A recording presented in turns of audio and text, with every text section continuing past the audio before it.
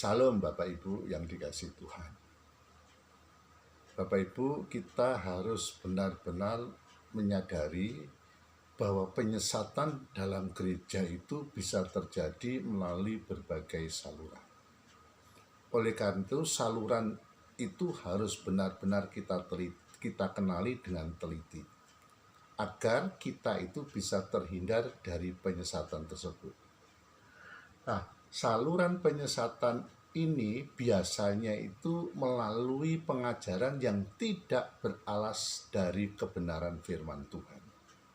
Pengajaran-pengajaran sejenis ini itu biasanya disebarkan melalui khotbah yang tidak diangkat dari penafsiran yang benar.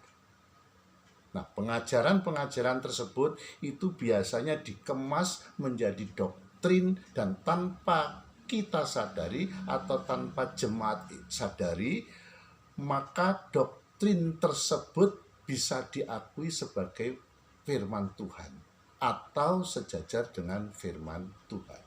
Pengajaran dari hasil pemikiran manusia atau dari campuran pemikiran manusia dengan pemikiran roh-roh jahat itu kadang-kadang melahirkan pengajaran yang mudah diterima, menarik, dan terkesan kuat itu berasal dari Allah atau Alkitabiah. Biasanya dikatakan seperti itu. Pengajar ataupun pengkhotbah ataupun yang menafsirkan itu berpikir bahwa kesimpulan dari idenya adalah suara Roh Kudus atau sebuah penemuan yang lahir dari hikmat Tuhan.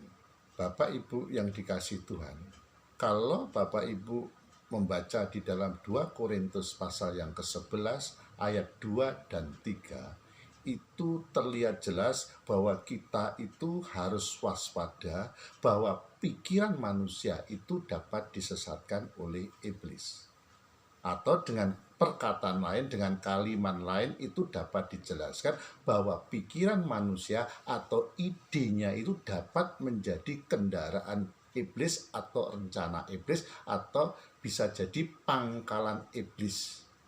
Bapak Ibu bisa juga membaca di dalam Matius pasal yang ke-16 ayat yang ke-21 sampai ke-23.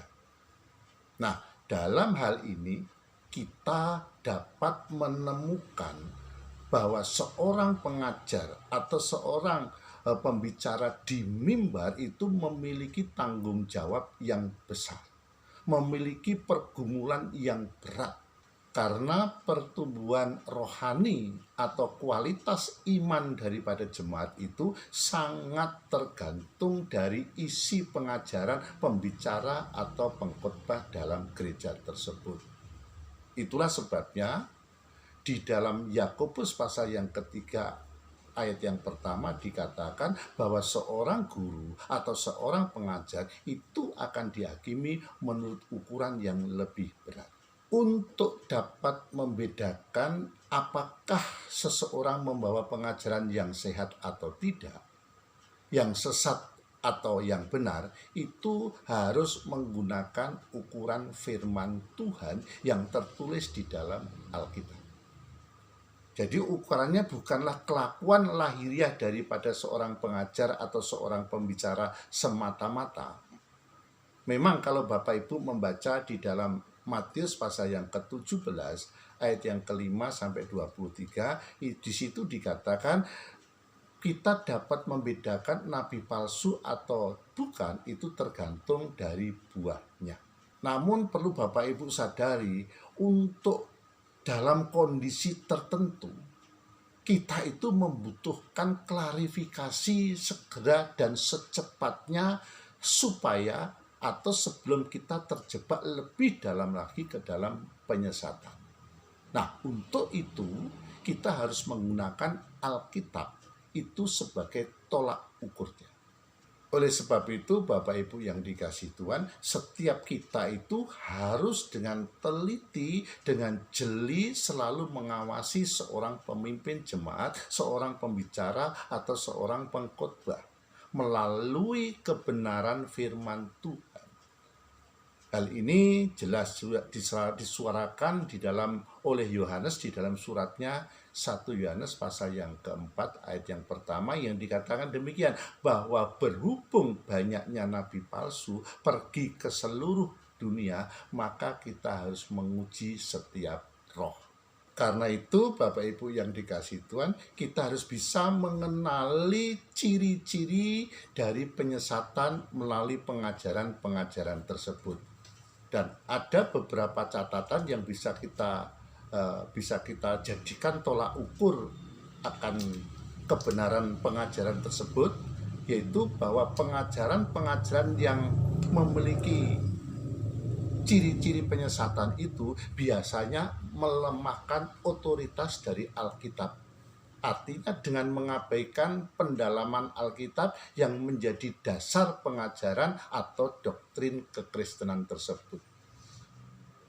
Arti daripada mengabaikan pendalaman Alkitab itu artinya mengerti isi Alkitab itu dengan gampang. Dengan sembrononya menafsirkan Alkitab, ayat-ayat Alkitab tanpa mau mengerti latar belakang daripada Alkitab, teks aslinya, prinsip-prinsip penafsiran yang benar. Nah, biasanya kalau terjadi hal yang demikian, maka biasanya seseorang itu akan menjadikan pengalaman pribadi itu sebagai landasan iman orang lain atau jemaat. Oleh sebab itu, Bapak Ibu yang dikasihi Tuhan, kita harus merasa bertanggung jawab dan terpanggil untuk terus menggali kebenaran firman Tuhan di dalam Alkitab. Oleh sebab itu, Bapak Ibu yang dikasihi Tuhan, hendaknya kita itu tidak mengenali ajaran sesat hanya sebagai saksi Yehova, atau sebagai Mormon, atau James Jones, atau gereja setan, dan lain sebagainya, atau yang dianggap mungkin lebih gawat lagi seperti dukun, atau paranormal, horoskop, dan lain sebagainya. Sebenarnya bahaya yang lebih besar sekarang ini itu datang dari gereja Tuhan yang dianggap, dalam tanda petik, yang dianggap benar, murni, dan terdapat di situ kehadiran Allah. Tetapi justru di tempat tersebut hadir pikiran-pikiran dari kuasa kegelapan yang tidak menggiring iman Kristen kepada kesetiaan yang sejati kepada Kristus. Nah, dengan cara demikian ini pula iblis menyesatkan umat Allah. Memang kita harus dapat membedakan antara hadirat dan peledakan emosi atau perasaan. Sebab hal yang demikian ini itu dapat dikondisikan oleh pemimpin-pemimpin di mimbar pada saat-saat ibadah atau kebaktian. Oleh karena itu, Bapak Ibu yang saya kasih, yang kita butuhkan itu adalah prinsip-prinsip kebenaran firman Tuhan yang diangkat dari Alkitab melalui proses pendalaman, melalui proses eksplorasi dan eksegesis secara kritis yang Alkitabiah. Dan inilah yang menjadi modal dasar bangunan hidup kekristenan kita. Nah, Bapak Ibu yang dikasihi Tuhan, demonstrasi kuasa Allah yang menakjubkan bisa kita butuhkan di dalam gereja. Kegiatan-kegiatan sosial dan sejenisnya dapat kita selenggarakan di dalam gereja. Liturgi yang megah dapat diselenggarakan di dalam gereja. Tetapi yang perlu kita perhatikan, semuanya itu hendaknya tidak menyisihkan tempat untuk kebenaran yang harus diutamakan.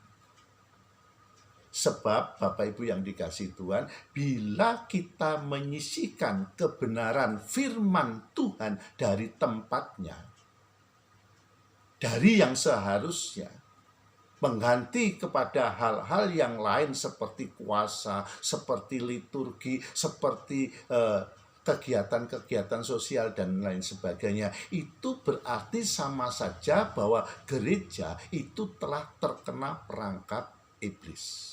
Amin. Tuhan memberkati.